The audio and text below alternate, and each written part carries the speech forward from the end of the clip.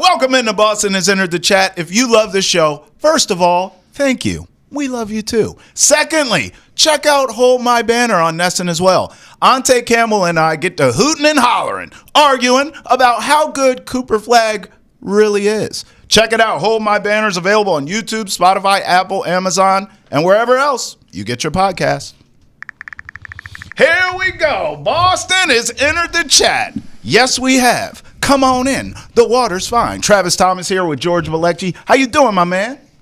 Water's better than fine. Sun's out. It's above 40 degrees in Boston. Sun's out, guns out? No, not yet. I need to get back in the lab.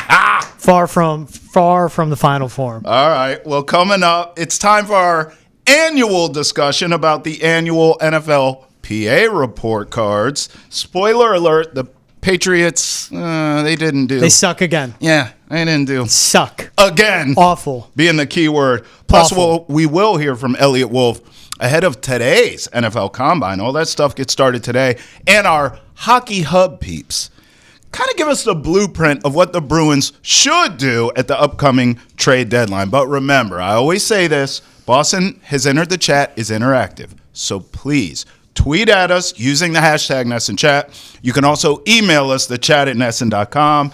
But, George, let's get into this because first, Eliot Wolf spoke to the media yesterday. And you defended him a bit because my takeaway from him, and we'll play some sound here in a minute, but my takeaway was he just doesn't look, sound, or feel comfortable at the podium. Yeah. And I maybe unfairly feel like a person in that position should be polished and buttoned up. He had some interesting things to say that we'll get to, but you said that's just who he is, He's man. a nerd and he's quirky. Not everyone's great on the mic like you, brah. You know how, or you, say it to you. You know how like some quotes read better than they sound, some Yes. read worse than they sound? Like a simple one that he said, and we'll get to a more potent one. Yeah. But here's something he said. Every hit on Jacoby and Drake during the season, I felt responsible for that. I felt that. You don't like the way it sounds, Yes. but you do like the message. Yes. That's how he is, fair. man. I think that's fair to say. Brett Veach, all of them. Howie Roseman. Yeah. Literally how he entered the Eagles front office was helping out in the salary cap. Sure. Like helping calculate the cap. He started as an accountant. Now he runs the whole damn thing. Yeah. And he's a nerd. He's kind of a nerd. And that's what it is. It's like quirky. The scouts, the GMs, Yeah. they're nerds in a way. They know the traits. They have grading systems. It is a numbers thing to a point. Like there are calculations. Then they get with the coaches. The coaches say, this is what the film says. Right. The scouts go, okay, I'm going to give you this guy. Here are the traits he has. Can you coach him to refine it? They say yes or no, and they come together. Yeah, I guess you're right. You need both, man. So it's more Jonah Hill from Moneyball and less Brad Pitt. Yes. That's a perfect way to put it. How about that analogy? I was that thinking, not good? I was thinking Jonah Hill from Wolf of Wall Street at first. Well, kind of the Steve same. Madden. Right? You know what? Let's let Elliot Wolf tell the story. In fact, this quote, it stood out to both of us. I did like this one, George. Take a listen. Just to clarify, do you have final say on the 53-man roster? Ultimately, it's my final say. But again, Mike said it yesterday. Mike wouldn't have taken this job, and you know this is something we talked about in the interview process. Mike wouldn't have taken this job if we weren't comfortable with each other. There's not going to be Mike's guys or Elliot's guys. They're going to be Patriot guys, and we're excited to share the vision to work together to improve the roster. Okay, so as you said, accountability here. Ultimately, it's my final say. Mm-hmm. Now, he goes on to smooth it, and this isn't a dictatorship here. Mike and I work together. But I did think, okay, ultimately, it's my final say. Great. Where you were giving him props for taking accountability and ownership for every time Drake and Jacoby got hit, I felt it. Okay, so then last season, you blew it. Absolutely. Okay, and now you're telling me this season, well, yeah, it's on me. I have the final say. All right. So if this doesn't work, George, we know who to blame. We know who to put all the blame at the feet of, and it's Elliot Wolf. So, listen, I told you from the beginning, just to be clear, I want to be on record. I didn't understand why this guy survived. Why do you get rid of Gerard Mayo and that coaching staff? You bring in a whole new one, and you keep Elliot Wolf. It didn't make any sense to me. But they did it. Can't cry over spilled milk. He's here. Yeah. And he says out of his mouth, Ultimately, I have the final say. Got it. Noted. So if it goes wrong, which, by the way, I don't think it will, but if it does, this offseason doesn't work, guys you bring in, you get the same results or slightly better next season, he's got to go because he just took the ownership on him. And it's front office contracts run different than coaching contracts or player contracts. Front office contracts kick in around the draft, like around this time. So Elliot Wolf very well could be around for the draft, be around for the combine, doing the podium stuff, and then he could be out, and Cowden could be the guy that steps up. Because also think about it, if it is Elliot Wolf at the top, I think it's more Elliot Wolf, Mike Vrabel together, Ryan Cowden just below them. Okay. He came out and he said it. I don't think Mike Vrabel would have taken this job if he's inheriting an Elliot Wolf.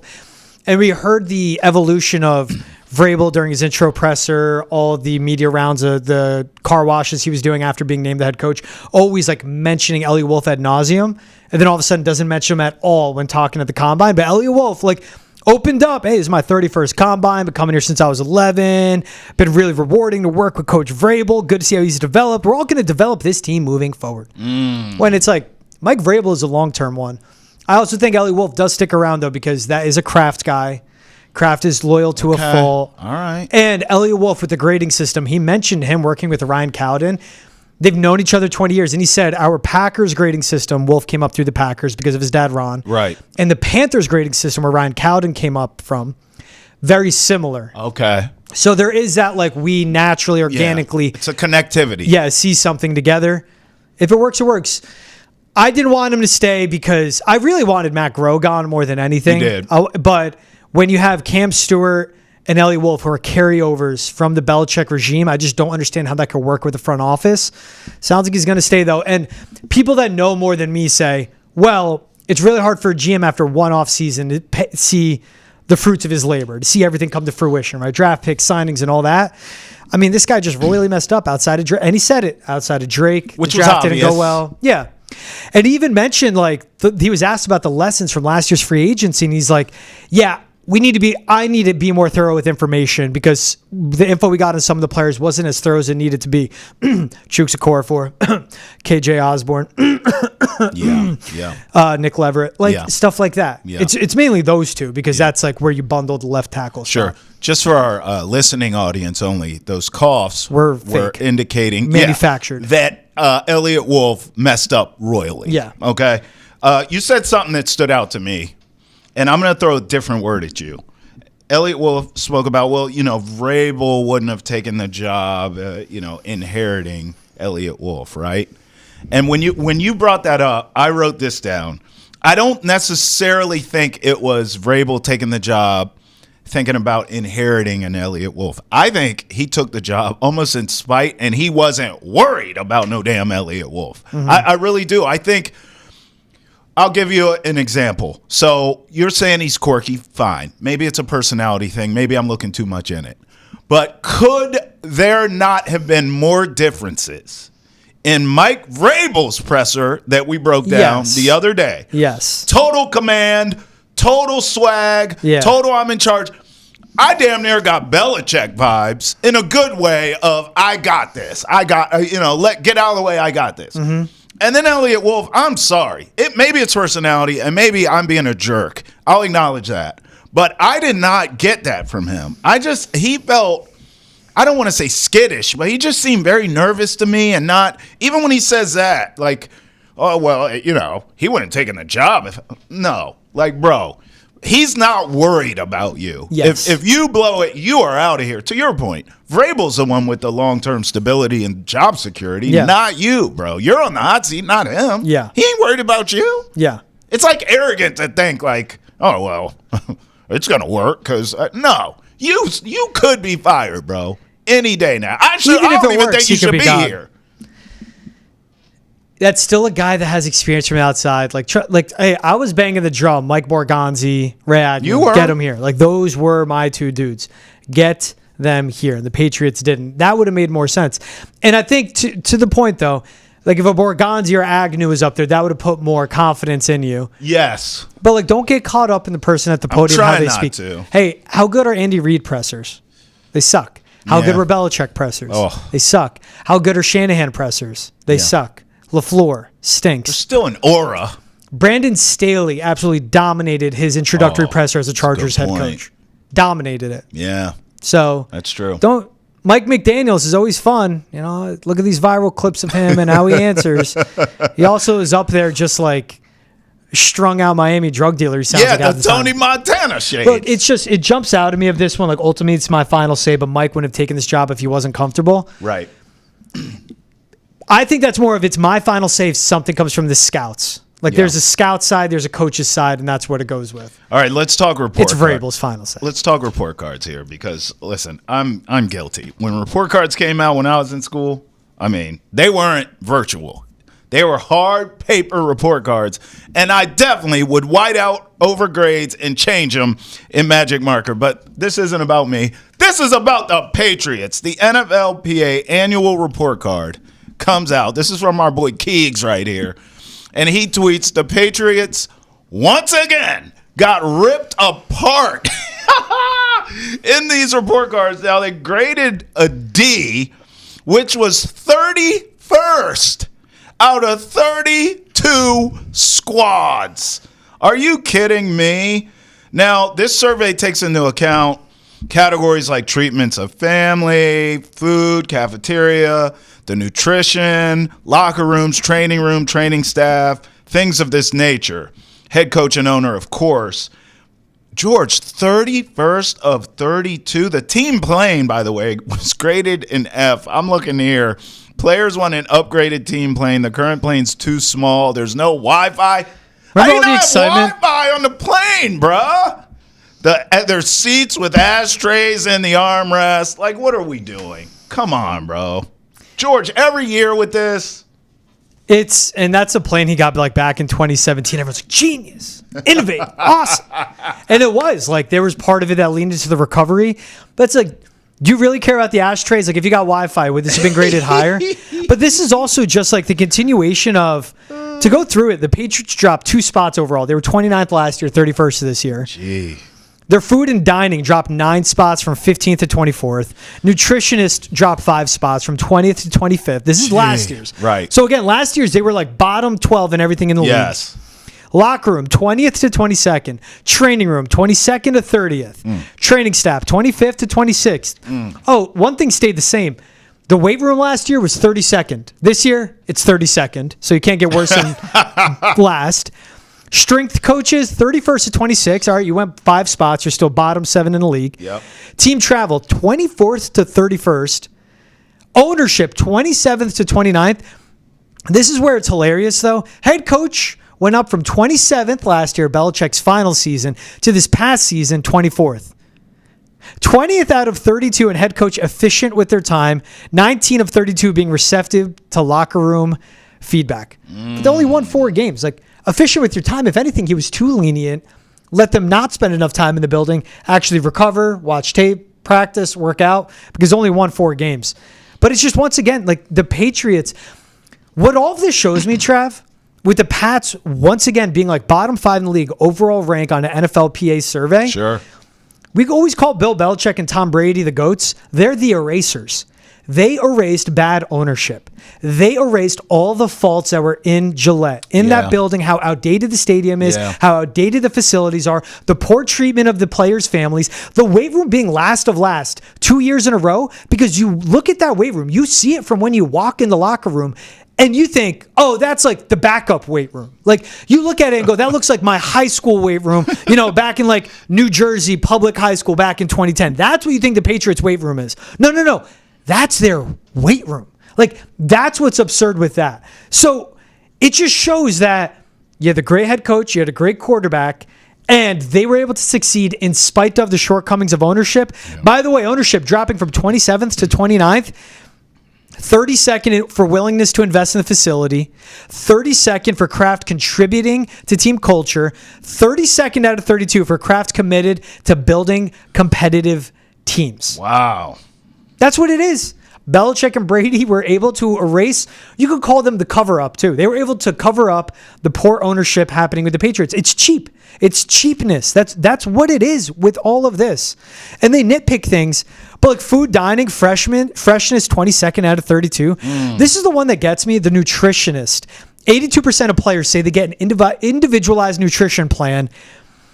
Nutritionist is seen as moderately accessible. You have 69 players in that building. Some guys could be diabetic. Some guys could have IBS. Some guys could just have certain allergies, maybe to gluten. Maybe guys have different goals, and maybe it's not great for them to carry weight, but they're better to carry muscle mass. You need that accessibility. Like, it's like the old saying, like, you don't put regular gas in a Ferrari, but the Patriots are fine of barely even having gas stations accessible to all of their Ferraris in the building. That's what gets me. And like the Bengals are dead last in this. Some of the teams that have great players are like so far behind in food, and we'll get into that more.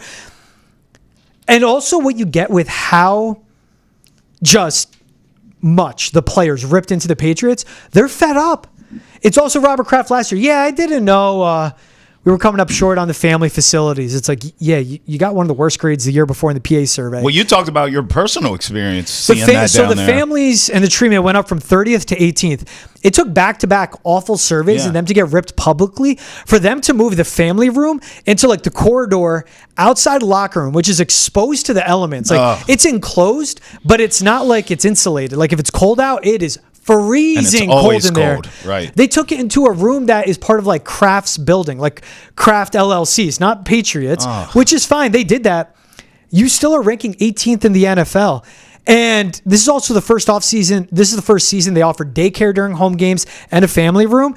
And keep in mind, in the offseason, they had to hire a staff member to oversee all that. Cool, you invested in that.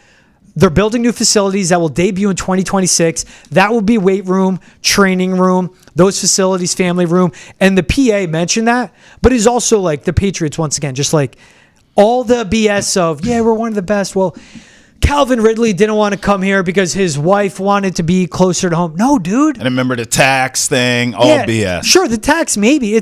They don't want to come here because they didn't know about your quarterback. Hey, now that's solved. But also, like, they pay attention to this. This is the stuff this matters to the players. Right. Yeah. You know who got an outstanding grade? The Raiders. Yeah. They ranked 4th in the league overall. 4th. A's and everything. Their lowest grade was a B+. The Las Vegas Raiders. But they have brand new facilities. They take care of the food. They take care of the travel. They invest in the team in the right ways. Pay me millions, but don't only pay me millions. Like, I want to like what I'm walking into every day. More on that Raiders team recruiting later. But that's where I go here. When I see things like this, from a recruiting standpoint, it just crushes the Patriots. The dynasty ain't walking through that door. And so you're not going to get these players and coax these players to come to New England based off of winning championships. It just ain't going to happen, at least not in the foreseeable future. We certainly hope that Drake May can get to the same level or at least sniff the same air that Tom Brady did here in terms of success, and certainly for Vrabel and Belichick as well. But right now, that ain't happening. So what do you have to do? It's not just the bag. George is right. If it was just the money, just the bag itself, Calvin Ridley would be a Patriot.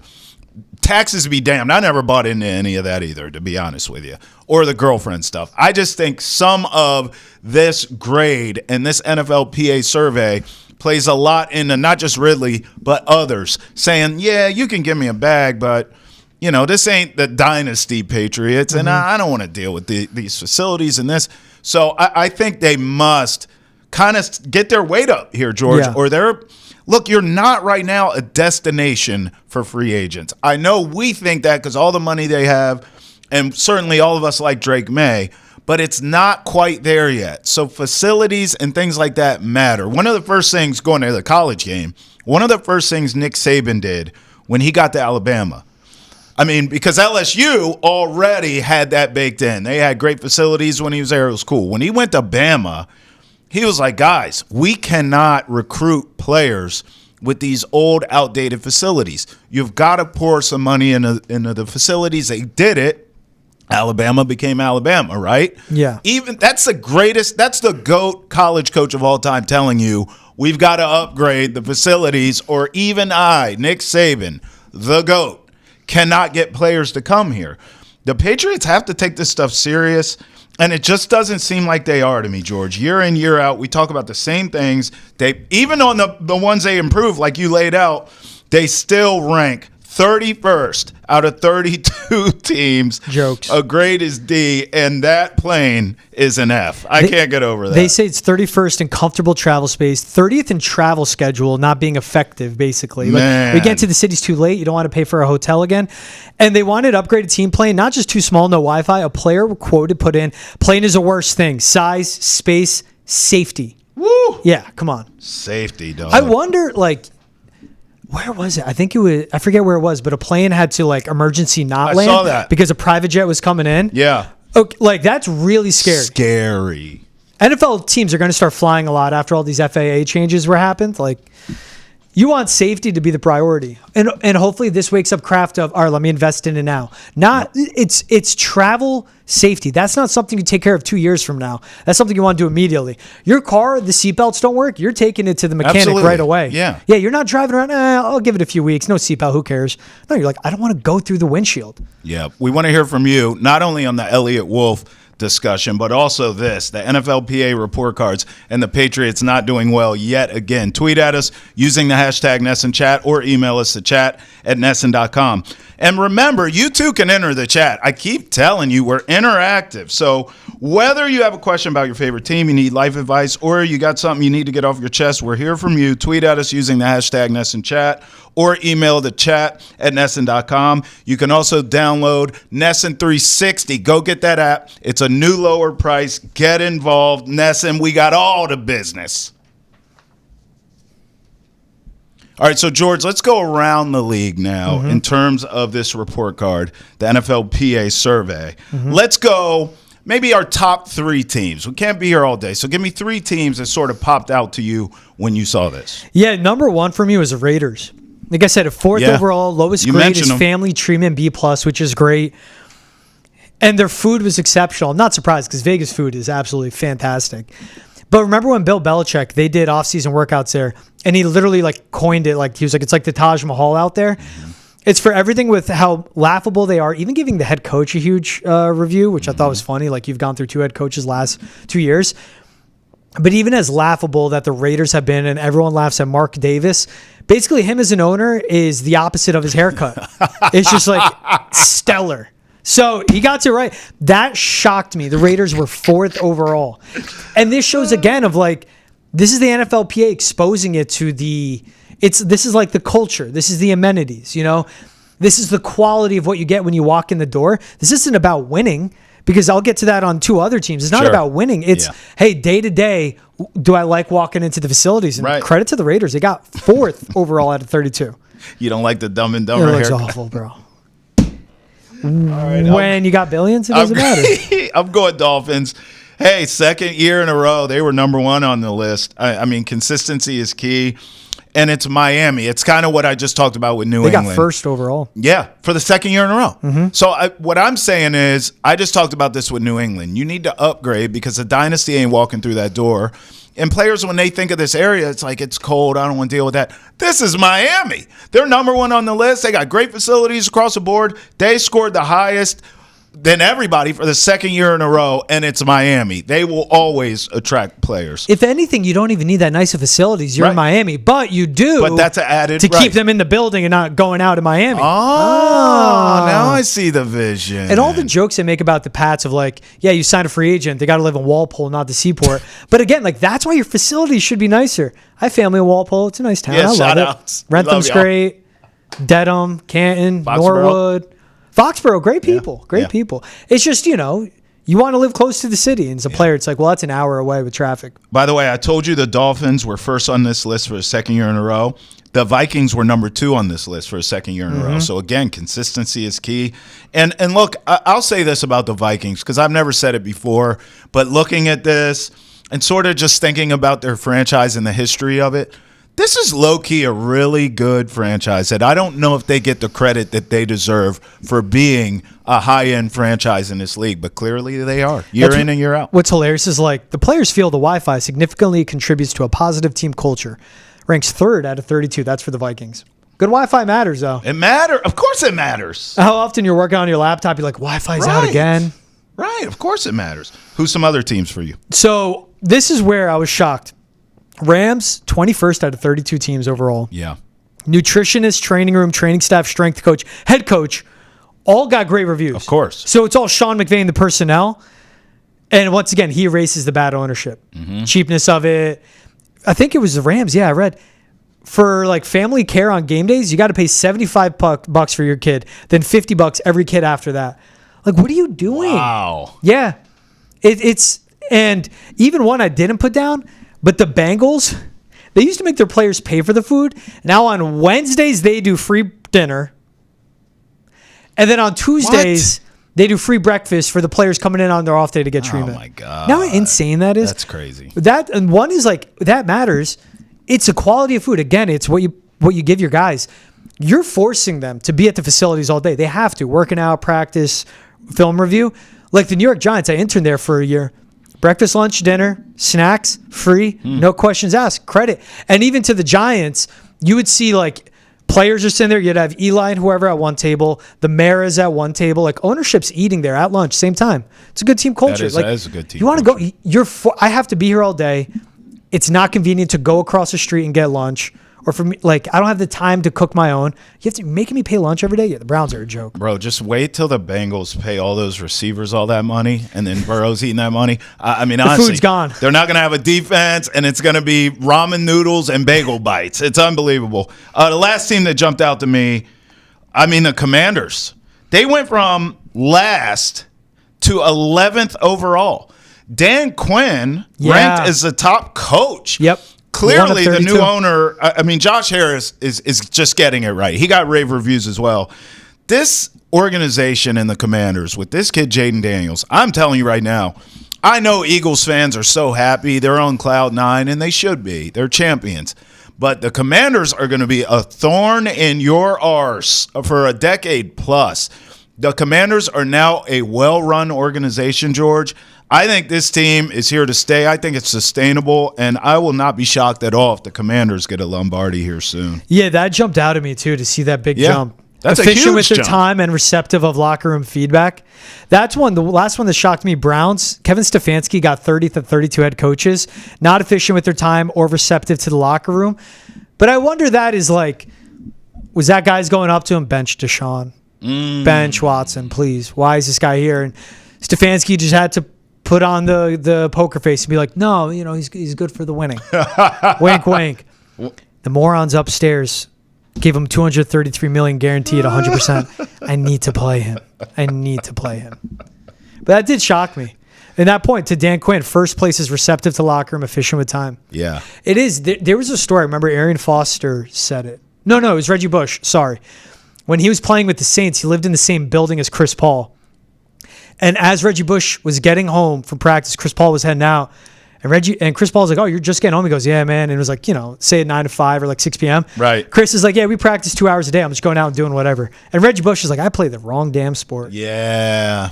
It's a lot of NFL teams, but that's like the old school mentality. You got to be in the building at 7 a.m., which was a big Belichick thing. Yeah. Being at 7 a.m., you're keeping Neil till 6 p.m. You know what I mean? Yeah. And is that effective? I don't know. Credit to Mike Vrabel again of him going, I'm not keeping coaches here until midnight. They got to be back at 4 a.m. It's not healthy for them. It's not the best for the players.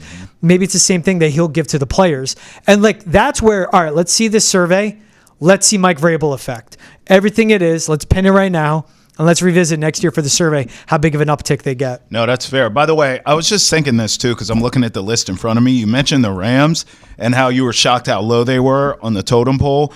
Juxtaposed to that, the Chargers are top 5. So it's just like it's weird to me that right in the same town, like if McVay leaves the Rams, they drop even lower on this list. Oh my God, yeah. Whereas the Chargers, right there in town, is one of the best. It just shows you, I think, the difference of ownership in this league. Yeah. To your point, big picture. And that's with like the overall rankings on certain things is like how new are the facilities, Yeah. And that's what you have to think of a lot.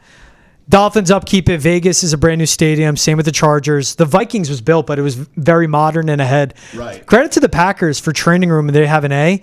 But then you get into like older stadiums and it kind of reflects it, less updated, everything like that. Like you get with the Cardinals being back there, the Browns, the Patriots. Chiefs, again, an eraser is Mahomes and Reed.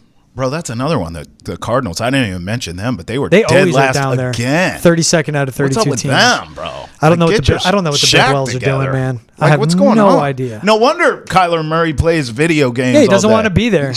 50% of players, they have enough space in the locker room. 24 believe the overall locker room size is adequate. They got an F-, 32 out of 32. Training room, they ranked last, 32 out of 32. Oh. Training staff, 31st out of 32. You know what? The one that I always wonder is the food. Taste of their team's food is 31st out of 32. Oh, my Freshness God. is 30th. Dining area is 31st. Jeez. That matters. That does matter. It matters. I bet the Wi-Fi is good so Kyler can get his game on. He's on the sticks, baby. D- in ownership. Well, there you go. 31st out of 32 investing in facilities. They're the worst. 28th in contributing to positive team culture. 27th committed to building a competitive team. Oh. I love this. It's just it exposes it. Hey, by the way, in 30 seconds, we're going to tell you how maybe the ultimate weapon this offseason for the Patriots is back on the market. We thought he wouldn't be, but perhaps there's a chance. George doesn't like it. Nope. Hey, want the latest on the Patriots and the NFL? Drake May needs help, and we discuss how he can get it quick on NESN's football podcast, Foxborough Rush. It's available on YouTube, Spotify, Apple, Amazon, and wherever else podcasts are found. All right, George, I teased it. Let's dive right into what's trending. 3 top stories in sports, 2 minutes on the clock each. T. Higgins. I mean, we got to go True Detective. Do you know what this season means? 1. Do you know what this Cap. means? Yeah, what T. does that Higgins mean? Tweets cap. What does it mean? It means lies. Thank you. But what? Proud of you. What are the lies? What are the lies? Drake May Lover is thinking what I'm thinking as he tweets, "It's happening! It's all happening! Anything is possible!" So this tweet went out the same day. Director of Personnel for the Bengals, Duke Tobin, spoke at the Combine and said, quote, "Whenever I'm in charge of a football team, I want T. Higgins, so I'm going to do what it takes to get T. Higgins." T. Higgins saying cap is he's probably hearing a number from his agent he doesn't like. Oh, It's a jump-off point. It's a negotiation. the plot thickens. But that doesn't mean he's just going to become a Patriot. Why not? He's going to get tagged. They don't hit the open market. The Bengals would be asinine to let him just walk out the door. He's either going to get the non-exclusive, which allows a player to sign an offer sheet with another team. If the Bengals don't match, they receive 2 first-round picks from that team. Is T. Higgins worth 2 first-round picks, Trev? No, he's not. Okay, but- stop. Or he signs the exclusive tag where he's stuck with a 1-year deal, or he gets a transition tag where that provides teams with a chance to match the offer, but they won't get draft compensation if they don't. Is there not an option E? What He's if? going to get tagged. Well- they don't care. Well- I don't want to be here. Oh, okay, so Yeah, just walk. yes. No, he's going to get the What if he non-exclusive. pouts his way out of town? He's gonna What get if the he says, non-exclusive. I don't want the tag. I'm not going to show up. I'm going to be a malcontent. Screw you, Joe Burrow. You promised me a big contract. Screw you, Jamar Chase. I'm better anyways, Okay. which he's not, but he could say it. Yep. What if he goes off? What if he throws a tantrum and they say, you know what, man? This ain't worth it. Cool. Go. Take Okay. a walk. All And right. then I like it. Patriots. Soon as you buy that wine, I just creep up from behind. Hey, T. Higgins, come on, man. We need a number 1 wideout. We'll pay you whatever you want. Stephon Diggs, a 1st and a 6th, and a future 4th. Hollywood Brown, a 1st-round pick. A.J. Brown, the 13th overall pick. Tyreek Hill, a 1st, a 2nd, and a 4th, and then a 4th and a 6th in the next draft. Ooh. Devontae Adams, a 1st and a 2nd. Ooh. That's the trade price for wide receiver ones in a Yeah, very weak I don't want class. to pay any of that. He can pout his way out. I'm just saying it's not that easy to get him. You're not just going No. to sign him. I don't want to pay any of that, bro. You're not just going to sign him. All right. Did you see Diana? I tried. Did you see Diana Taurasi's retiring from the WNBA after 20 seasons? Bro. I mean, absolute GOAT. The man. GOAT. One of the most pure jump shots you'll ever see. And could pass, and was tough, and would play defense, and was a leader. She's a GOAT, bro. I just got to go through this resume real quick. Yeah. 20-year career in the WNBA. Real quick. All 20 with the Mercury. You can't. 14-time All-Pro, 2-time Finals MVP, Woo. 1-time League MVP, 5-time scoring champ. Ready for the rings? 5-time WNBA champion, 5-time NCAA. Oh, excuse me. 3-time WNBA champion. Wow. 3-time NCAA champion, 6-time EuroLeague champ, 7-time Russian League champ, 3-time Russian Cup winner, 3-time Russian League MVP, Turkish League champ, Turkish Cup winner. That doesn't count. 2-time NCAA tournament most outstanding player. And above all that, a trailblazer. Got in the league in 2004, laid the groundwork for a league that's about to sign a $2 billion TV rights deal. She's one of the reasons the league is to what it is today. All that winning, bro. Her trophy case is insane. It's a house. It's a guest house. And that's also reflective of what the WNBA used to be, where players would have to go to Russia, have to go to Europe, have to go to Turkey to make money in the offseason because they were making such little money in the WNBA. Yeah. But again, players like her who built up the league to what it is today, then players that come in, the Stewies, the Asia Wilsons, the Caitlin Clarks, the Angel Reeses, now bring it to that next step and get it to the point where they won't have to play outside. It's fair. New TV deals coming down, new exposure, new eyes, new fan bases, and just more money for the players, and it gives them an actual offseason. I think you said it right. That's insane. Trailblazer. In 20 years, she won a ring in 3 different leagues. That's crazy. Oh, you said it right. She's a trailblazer. And listen, the other thing, too, I think the timing was right to retire now because we watched her. She's not the same player she once was, but she also is not washed. There's 6-time still gold something medalist. there. That's crazy. 6? How did I not put that one on? I know. It's so much. It was funny. You were like, I'm going to run through this quick. It's impossible because that's such a in-depth, just crazy resume. Honestly, I think for all of us, thank you. Thank you, Diana Taurasi, for your contributions to the game we all love. I mean, we all love basketball. It is incredible what she's done. Won her first gold medal in the Olympic Games in 2004 when she was a rook. Woo! Her last one, her final year in the WNBA 2024 Paris. 6 golds on top of all that. They should name that trophy after her. They really should, and they probably will. All right, did you see this report? Tom Brady allegedly trying to persuade Matthew Stafford to join the Raiders. So I'll read this here. Jordan Schultz. So, Raiders minority owner, our old friend, Tom Brady, recently hosted, allegedly, Rams QB Matthew Stafford at his home in Montana, where they spent time together and went skiing. Brady has been actively trying to convince Stafford to join the Raiders, and discussions are ongoing. Wow. Source off, because then Rap Sheet says they ran into each other at a ski resort in Montana. Oh. The meeting, unplanned, was not extensive or in-depth and did not include Brady hosting or recruiting Stafford, despite reports saying otherwise. Then the report off continues. The beef! From Jordan Schultz. If you really think Tom Brady and Matthew Stafford just happened to run into each other at a ski resort in Montana, of all places, at the exact same time, I've got a bridge to sell you. I kind of will buy that bridge. It's Montana, peak season. Who can afford to go there that time of year? Just saying.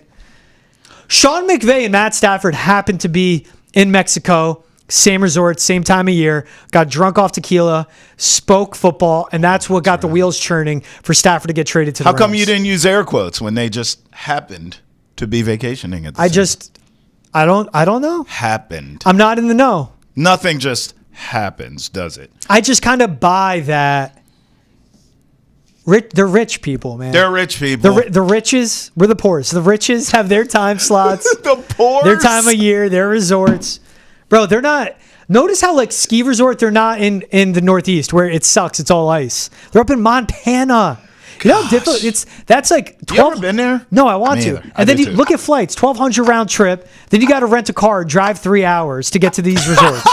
You know what that is? That's private jet flying. Is Montana where the show with Costner is? What's it called? Yellowstone? Is that Montana? I think it is. Yeah, I think Yellowstone's Montana. Wow, man. It's beautiful. You got to watch Landman with Jerry. Yeah, I know. Hey, you like that Yellowstone. Watch out, Landman. Check out Landman. Season 1, episode 9. Gut feel, Jera. I think Stafford stays with the Rams. I think he does too, because the Raiders ain't going to move that 6th overall pick. I'll tell you what. But shoot, we got that 12th, and I'll tell you. You take Dak and the money, I'll give you the 12th. Hit a little reset. Bruins. And then it's all about me, baby. Wheeling and dealing. I don't got to go to ski resorts. I am the resort. All right, I'm done. Thank God Tom's more charming than Jera. Hey, Bruins trade deadline talk in 30 seconds. Will the Bruins find their way back to the Cup, though? We check in with some of the NHL's greatest to help us find the answer on NESN's The Hockey Hub podcast. Hear from current and former Bruins weekly, as well as the latest going on around the hockey world. You can find it on YouTube, Spotify, Apple, Amazon, and wherever else you get your podcast. So our Adam Pellerin caught up with TSN analyst Craig Button to talk about the Bruins' current situation heading into the NHL trade deadline. Take a look. And joining us now is TSN hockey analyst Craig Button. Craig, thanks for joining us on the Hockey Hub. Yeah, my pleasure to join you, Adam. I mean, hockey is such a bedrock in the Boston, New England area. So it's always a pleasure to participate with such passionate fans and such a great history of hockey. Yeah, and those fans are wondering what's going to happen with this Bruins team at the trade deadline. A lot of anxiety, uncertainty among fans here in Boston. Certainly don't know which path they were going to take a month ago, but it seems like it's coming into focus now with the team currently on the outside looking in the playoff picture, only 2 points back as we record this, but still, Don Sweeney the other day addressing the media said the team was going to take a cautious approach and sort of compared it to years past where the team was maybe in first place or high in the standings where they would be a little bit more aggressive. I'll ask you, what does a cautious approach mean to you in this context? Well, so cautious to me means you got to recognize where you are with respect to what your team has shown you.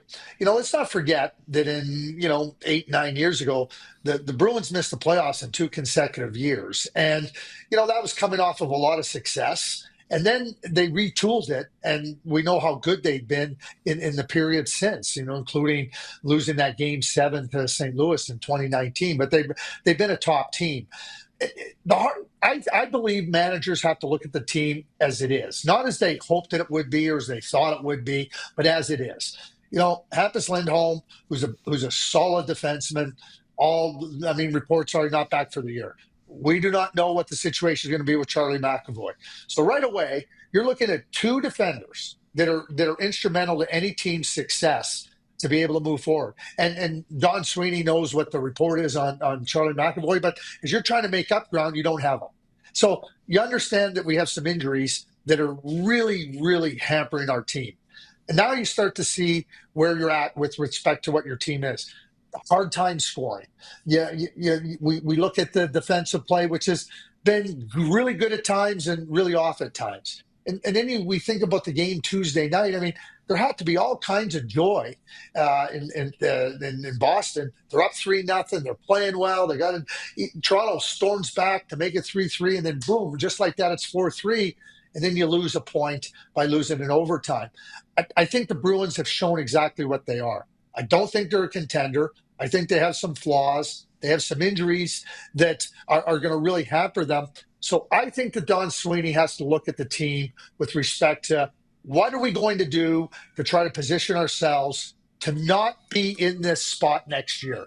They don't have a lot of high-end talent, a lot of high-end skill. That's where their offensive struggles come in. So how do you try to look to improve that? It's not just at the trade deadline. It's also leading into free agency, and we know that the cap is going up. There's certainly for the 3 years beyond this year. So I think it's always been about Boston being a contender. Don Sweeney has the experience of having gone through this previously.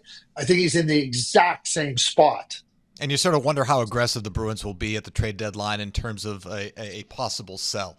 And the name that's come up that's raised some eyebrows, of course, is the captain, Brad Marchand. He's an unrestricted free agent at year's end.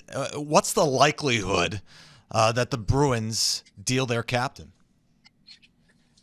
Listen, I just can't picture Brad Marchand wearing anything other than 63 in the black and gold. I can't get it in my head. I close my eyes. It still comes up black and gold 63. And when we think about the Boston Bruins, to me, Brad Marchand embodies everything that the Boston Bruins have been and stood for decades. And certainly I can't see that. Now, when you look at what Brad Marchand is as a player and what a difference maker he is and still is, there's no doubt that there's teams that would be fully interested in adding Brad Marchand to their team. And even Brad the other day talked about, playing meaningful games. And he doesn't want to be part of a rebuilding team. He says, you're just kind of playing a game and you don't have anything to play for. And he says, whether that's trying to play for the playoffs or play for a Stanley Cup or whatnot, meaningful has different, connotes different things depending on where you're at. no question that Brad Marchand would garner tons of interest from the contending teams. And at the same time, is this a path that Don Sweeney wants to go along? I think what Don Sweeney has to be able to do is evaluate, okay, I've talked to you, Brad. How do you feel about the potential of moving and playing somewhere else? He says, I don't want to play anywhere but Boston. You have to factor that in. And then Don has to look and go, what are the offers I'm getting? Is it just an offer to get something for Brad Marchand that's not going to really help us? And do I run the risk of hurting a relationship that's been so strong? And these are the things that happen behind the scenes, but I think those are the important areas that you have to investigate and have the discussion. You just have to have the discussion with Brad and go from there. And it may come down to Don Sweeney goes, Brad, we got ourselves in a spot where we're being offered something that's going to really move our team forward, that's really significant, and we really have to look at doing it. And at the same time, Brad goes, okay, well, that's a good team. Okay, I'll try it, and we'll talk in the summer if we want to resign here. Those are real conversations that are necessary in this situation. What do you think the possible return could be? What would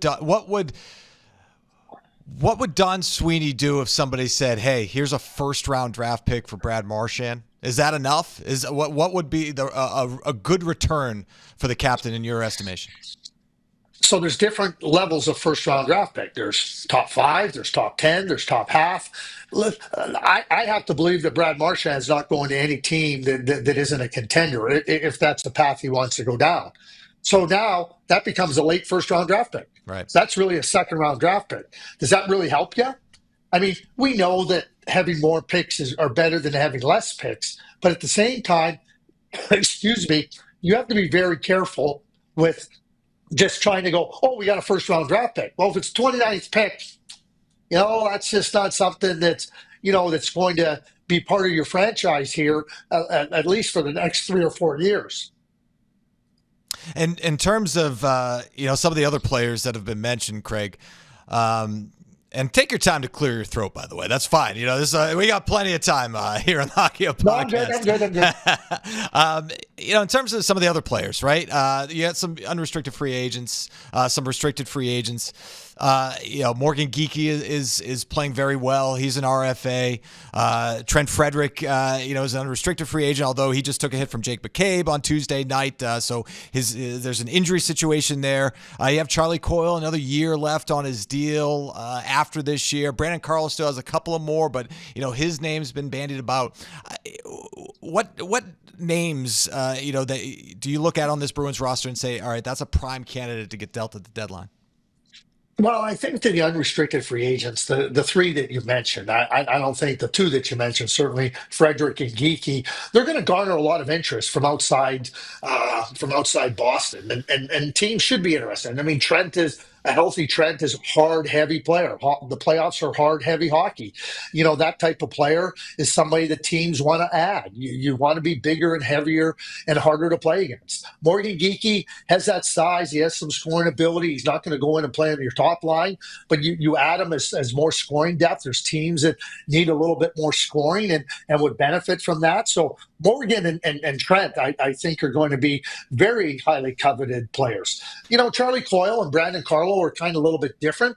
A lot of seeds for trades that happen leading into free agency are planted here at the trade deadline. Somebody phones Don Sweeney and goes, would you be interested in trading Brandon Carlo? And Don goes, geez, I'd never really wanted to think about trading Brandon Carlo. And certainly with the uncertainty of Charlie McAvoy and knowing Hampus Lindholm isn't coming back, you don't want to leave your blue line totally empty and throw the young guys to the wolves, so to speak. So, but if you're a team, Brandon Carlo has a great contract. He's a really good second-pair defenseman. And teams that are trying to improve their blue line, not just for now, but into the future, are going to be very interested in Brandon Carlo. But that trade may not happen until the free agency period is looming. So when you consider that type of player, there's no question that Don Sweeney will field some calls on that. I don't see it happening, but seeds can be kind of planted. And the same thing with Charlie Coyle. Charlie Coyle is what I call a flex player. He can play on the wing. He can play in the middle. He can play in their third line. He can bump up. He can provide some scoring. Again, with 1 year left on his contract and the certainty with the salary cap going forward for 3 years beyond this year, I think that gives teams a lot of confidence to say, well, we can absorb that contract, or we can add that player. And what are you willing to give? And there's going to be some teams, and it's different for Brad than it would be for Charlie Coyle, but a team that's saying, hey, listen, we need to make the playoffs. We want to be in a playoff spot. I'll give you an example. The Utah Hockey Club, they win against Chicago. They beat Vancouver. They put themselves back in a pretty significant fight for the playoffs. Would they be interested in a Charlie Coyle? Would the Toronto Maple Leafs be interested in a Charlie Coyle? They're looking for a right-hand centerman. And, they're trying to push ahead in the playoffs. I don't know if Boston wants to trade with Toronto, but those are two different scenarios where there would be absolute interest in Charlie Coyle. And I think both those teams would be very happy to add that contract for the next year. Well, there you go, George. Look, it's been a long season for the Bees, but there's still a lot of hockey left to be played.